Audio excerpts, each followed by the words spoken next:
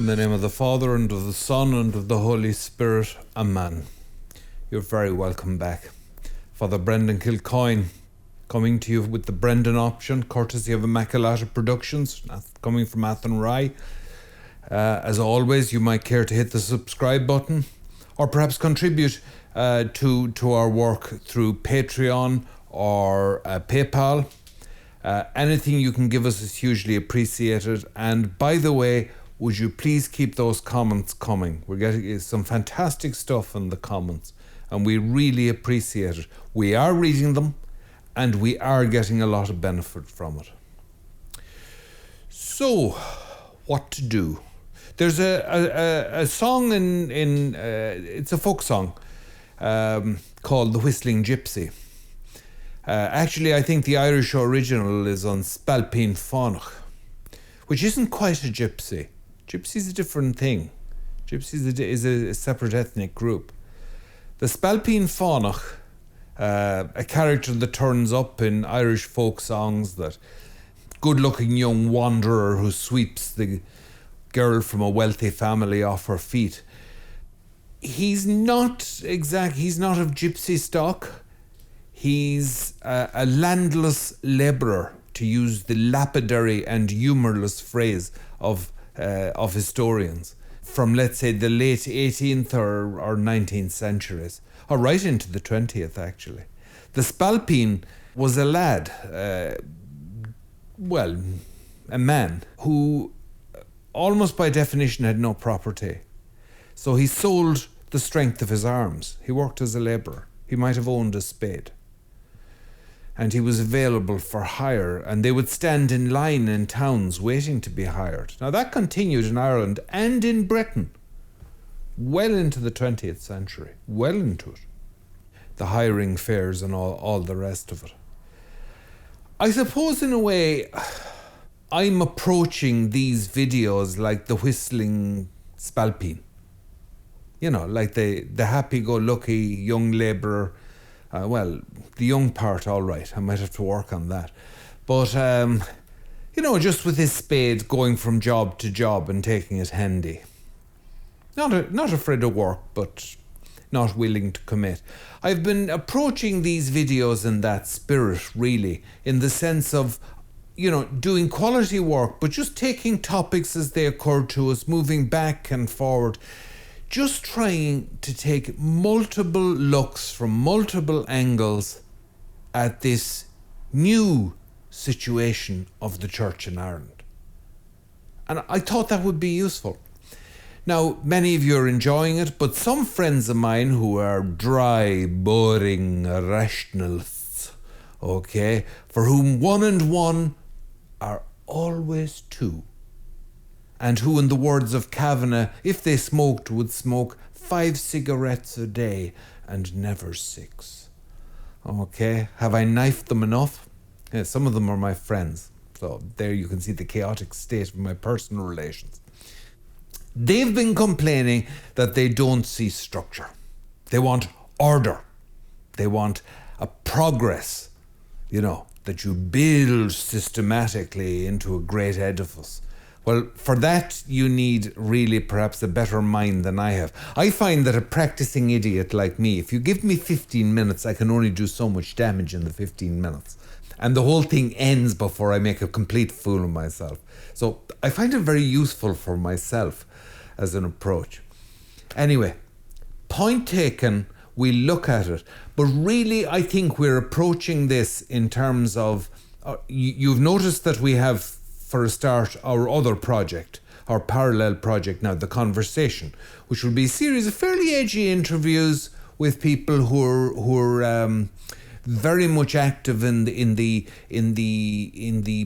even the broadest sense in the Irish Catholic scene at the moment. In the broadest sense, some very much in the middle of it, others very much questioning the whole thing, and so on. So we started that. Another thing that we're thinking of looking at will be, perhaps we'll do a few series on very specific topics. So I can now announce that we are looking at doing something definite on the Mass. But what we see this, the Brendan option, we see it as just, getting in the boat and rowing like hell. We see it as a kind of a series of guerrilla raids. Huh? We emerge from the brush. We strike, deadly, terrifying. We retreat. We disappear. We strike again from another angle. Who are we? Where do we come from? Is he heaven or is he hell, that damned elusive Pimpernel? Okay, you get the picture. That's what we were aiming at. But apparently, no, this doesn't go down with some of our more scientifically trained admirers, and they want a bit more order. We'll work on that, but I just have to say, we're just a crowd of unreconstructed hippies here, and we just tend to let it happen. And I wanted the Brendan option. I wanted it to be open sea. You fish for your supper. I just didn't want to tie it down too much. We'll tie ourselves down in other things. So what are we trying to do with this? Okay, if we are risking so much in being this chaotic, in this sweet neglect, as it were, in this partly contrived casualness, what are we trying to do? The conversation is a conversation with defined and very obvious personalities. But this is our conversation with you. Through the comments, it is a conversation. This is our conversation with you. And the sweetest of all conversation over a cup of tea or a coffee or a pint goes all over the shop. We talk about everything, cabbages and kings. And I really am slow to mess with that. We're aiming at contributing. I'm not going to say it because it would be pure hubris, okay? I'm not going to say we're aiming at changing the discussion. You'd need gelignite to change the discussion in Ireland at the moment. We're aiming at chipping away at it, doing a little bit of damage. We're like little termites, busy little creatures, okay? And we're aiming at just slowly chipping away at the ice that has taken over Narnia. Wow, I'm on a roll today. I knew I shouldn't have had that second whiskey. Only joking. Joke.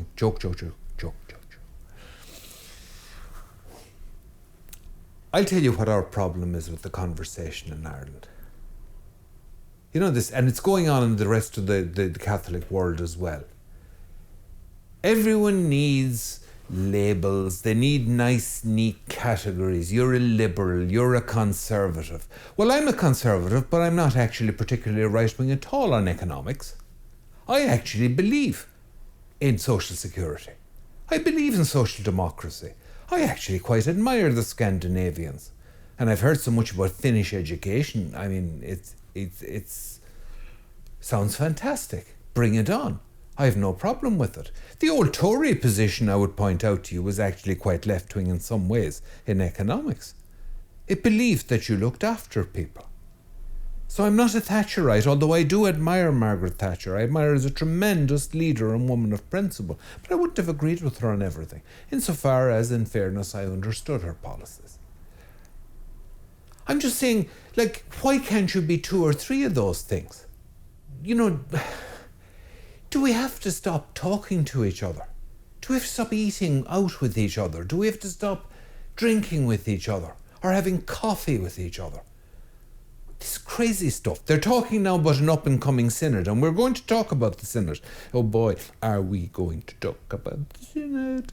Okay, we'll leave it at that. They're signalling to me here to cool it. So, no more. Just about that. So there's a synod coming up in the Irish Church, okay, which is going to be this wonderful love fest, this love-in, this neo-Catholic Woodstock, okay, where we'll all get together and we'll just love each other, which means that it couldn't possibly be Irish, because in Ireland we all hate each other, and we always did. Isn't there such freedom in telling the truth? It's so good for you. I just wonder how healthy that synod will be if we don't decide that we're willing to operate outside our comfort zones. And please don't direct this just at the Conservatives, because there are Stalinist liberals around the place who are so fixed in their views that they can't see it themselves. I don't know if you realise how frightening it is. It's like lying on the operating table and the anaesthetic hasn't fully taken, but it has immobilised you, and you can hear them discussing what they're going to do to you. That's the way I feel sometimes at listening to modern liberal commentators talking about people like me, as if they were about to approach a job of vivisection, as if we weren't to be taken seriously, as if we had some sort of a condition instead of a reasoned approach, which is what we have. And please don't say that conservatism is full of feelings, because liberalism is full of feelings. Human beings have feelings. So by all means, a synod, if we're going to go to it as ourselves and discuss as ourselves. And that's what the Brendan option is trying to do. We are conservative. I'm a conservative.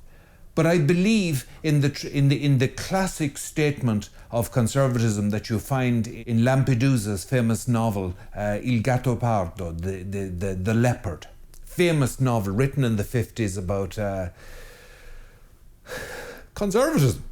Basically, it's set in Sicily in the time of the revolution, the Risorgimento, the fall of the Bourbon monarchy and the takeover of the new Italian Republic. One of the characters in it, Tancredi, he comes out with this fantastic line to his uncle, the Prince of Salina. If we want things to stay the same, things will have to change. That's conservatism. Conservatism isn't about always staying the same. It's about the management of change. Nobody denies change. It's about how it's managed. Now, don't you feel you could talk to me? Of course you could talk to me. And believe it or not, I am, even though I never shut my mouth on this, I could listen. That's the Brendan option wants to discuss these things without this endless, deadening label, this dead hand of categorization which separates us. That's what I hate about the woke thing. It's not intellectual discussion, it's not meant to be, it's neo-Stalinist weaponizing of certain crude intellectual categories and using them as blunt instruments to beat the brains out of the opposition. I'm sorry. Now that I've got that off my chest, I feel much better. The Brendan option is an attempt to explore things. It's a genuine attempt to escape from a view of conservatism that it's something, we're again everything. We're again everything. We're not again everything. Conservatives are full of love, as are liberals, and I recognise it. There are people who have brought in abortion into this country out of love. Forgive me if I say to you that never was worse work done by nicer people. That's the best I can say to you. Now, some of you aren't nice. Okay, but then neither am I, so I know what I'm talking about. You spotted, you got it. But there are some lovely people on that side. There are lovely, lovely dotes of people on that side who just want good and happiness. And oh my goodness, my friend, what you have done and what you have let in the door so that we can have happiness. But fine. Okay, we are where we are. That's what the Brendan option is about. We want to escape the categories. A friend of mine said, and he's a sharp observer, 1 minute you're damning the liberals, the next minute you're hugging trees. Well, why can't I hug a tree if I want? If I want to hug a tree, I'll hug a tree. The unfortunate tree will have to endure it. Offer it up. I mean, why can't a conservative hug a tree? I bet there are loads of conservatives on The Secret who hug trees. Who can see a tree without wanting to hug the tree? Trees are magnificent. There were some of the most magnificent things in the world. I'm not saying I hug trees, by the way. I didn't admit to that. So don't you write that down. I'm just saying, you might wish to hug a tree. And he said, now you're all for vegans. I've nothing against vegans. I admire vegans. I admire anyone who has a cause and understands it and fights their corner and is consistent. I have been deeply moved and made deeply uncomfortable by some vegan activists. I mean, uncomfortable in the best way.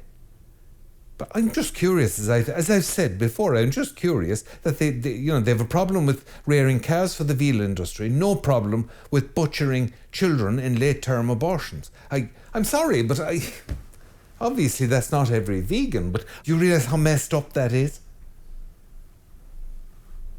No, we need to be able to say this to each other. We need to be able to talk to each other. And you know what's happening? What's happening is that increasingly people like me just move in their own little bubble. People like you move in their own bigger bubble, but they're bubbles, and we don't meet. This is really dangerous stuff. The Brendan option is a modest, small effort by Immaculata Productions, which is a slightly bigger, but still modest effort to do this in different ways, is to subvert the rules of the conversation so that we can have a conversation, which is worth calling that. That's what we're aiming at.